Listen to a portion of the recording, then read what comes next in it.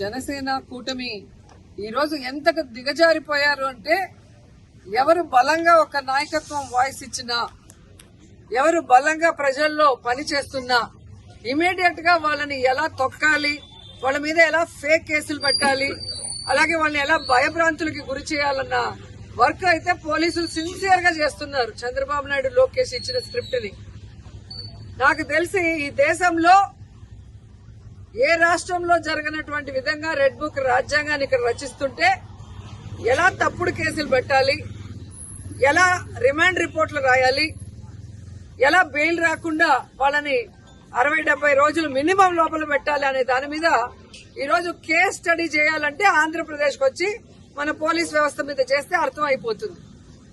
ఈరోజు 1 కాదు 2 కాదు, ఈ సంవత్సర కాలంలో ఎన్ని తప్పుడు కేసులు పెట్టారు, ఏ విధంగా రిమాండ్లకు పంపిస్తున్నారు, సుప్రీంకోర్టు, హైకోర్టు కూడా వీళ్ళకి మొటిక్కాయలు వేసినా కూడా ఇంకా బుద్ధి రాకుండా అవే సెక్షన్స్ తో మళ్లీ రిమాండ్ కు పంపించాలన్న ప్రయత్నం చేస్తున్నారు. నగిరి విషయానికి వస్తే ఇక్కడున్న ఎమ్మెల్యే గాలిలో గెలిచిన గాలిగాడు, కరోనాలో ప్రజలతో లేడు, ప్రజల్ని పట్టించుకోలేదు, ప్రజలకు ఒక చిన్న పని కూడా చేయలేదు. ఆ తర్వాత ఏ రోజు కూడా ప్రజలలో ఆయన లేడు. ఈవీఎంల మ్యానిపులేషనో లేకపోతే గాల్లో గెలిచాడో ఆ దేవుడికి తెలియాలి. నగిరి నియోజకవర్గంలో గెలిచిన రోజు నుంచి ఈ రోజుటి వరకు ఒక్క అభివృద్ధి కార్యక్రమం చేశాడా? కేవలం దోచుకోవటం, దాచుకోవటం. ఈరోజు ఇసుకలో పట్టుబడ్డ వాళ్ళంతా తెలుగుదేశం పార్టీ వాళ్ళు, ఎమ్మెల్యే భానుప్రకాష్ కి ముఖ్య అనుచరులు. నిజంగా ఈరోజు మీరు చూడాలి, ఇంత పెద్ద పెద్ద టిప్పర్లు ఇసుకని డంప్ చేసుకుని తమిళనాడుకి వెళ్తున్నాయి. ఎక్కడి నుంచి వెళ్తున్నాయ్యా అంటే రాజంపేట నుంచి తిరుపతి మీదుగా నగిరికి వచ్చి ఇక్కడ డంపింగ్ చేసుకుని వెళ్తున్నాయి. అంటే ఇది వైఎస్ఆర్సీపీ అధికారంలో ఉందా, కూటమి ప్రభుత్వం అధికారంలో ఉందా?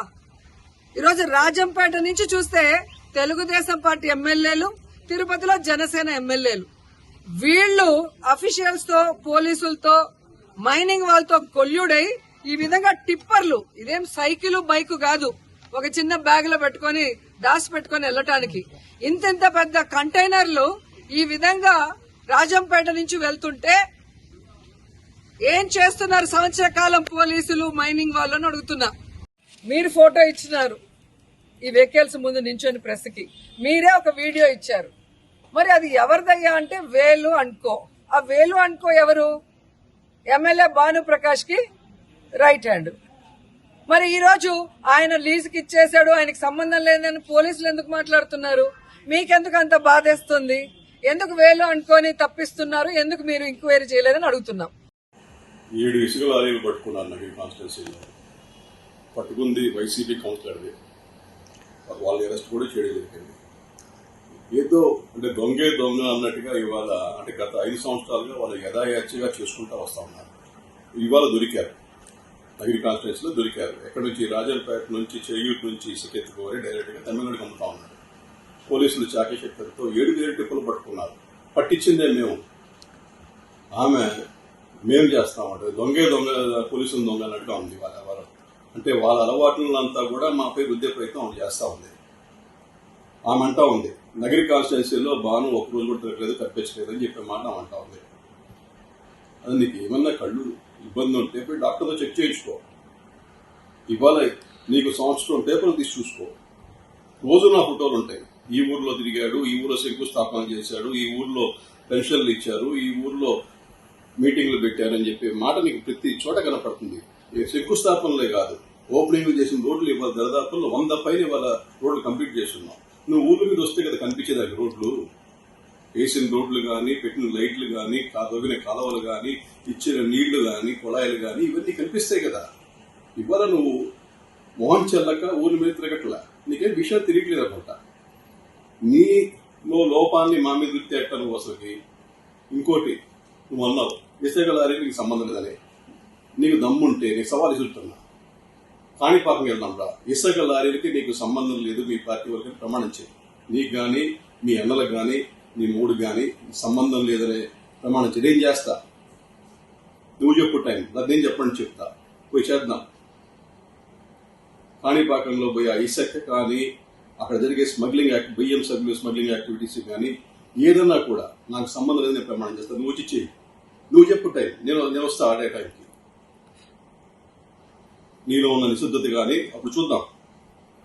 ఊరికే మాట్లాడడం కాదు, ఏదంటే అది మాట్లాడటం కాదు. అంటే ఒక అబద్ధాన్ని గట్టిగా చెప్పి ఏదో తెలిసిన ఛానళ్ళు ఉన్నాయి, ఆ ఛానల్ వాళ్ళకి చెప్పేసి అబద్ధం వేయించేద్దాం అని, అబద్ధాలు కూడా నిజం చేద్దాం అని చెప్పి ఎవరో ఉన్నావు. కానీ ఏ రోజు కూడా నువ్వు ప్రజా సంక్షేమాల కోసం పోరాడిన పాపాన్ని పోలే.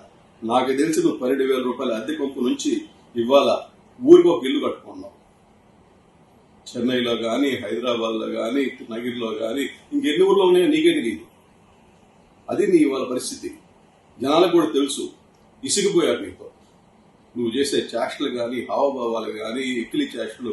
అంటే ఒక ఆడ మనిషి ఎలా ఉండకూడదు దానికి ప్రతిబింబం నువ్వు అసలుకి. ఇంకనైనా పద్ధతులు మార్చుకుంటామంటే ఏమాత్రం కూడా తగ్గకుండా ఇంకా ఈవీఎం చెప్పి నిజంగా మీరు గెలిస్తే ప్రజలు ఓట్లు వేసినట్టు, మిమ్మల్ని చేత్కరించి బంగాళాఖాతంలో పడేస్తే ప్రజలు ఓట్లేనట్టు. ఏంటి అసలుకి ఏమైనా ఇంగితం ఉండి మాట్లాడుతున్నారా? లేకపోతే ఏదో చూపించుకోండి, ఎక్కడన్నా హాస్పిటల్ పోయి, మంచి హాస్పిటల్ పోయి, అందరూ కూడా నువ్వు ఈ బాస్ అందరూ పోయి హాస్పిటల్ చూపించుకోండి. ఆయన అంటాడు నాకు మీడియానే లేదంటాడు.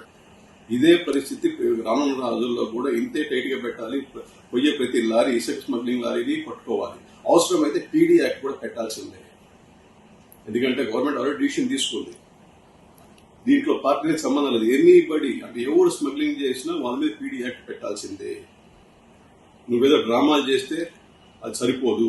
తప్పు చేసినోడు జైలుకి వెళ్లాల్సిందే. నువ్వైనా నేనైనా ఎవరైనా తప్పు చేస్తే జైలుకి వెళ్లాల్సిందే.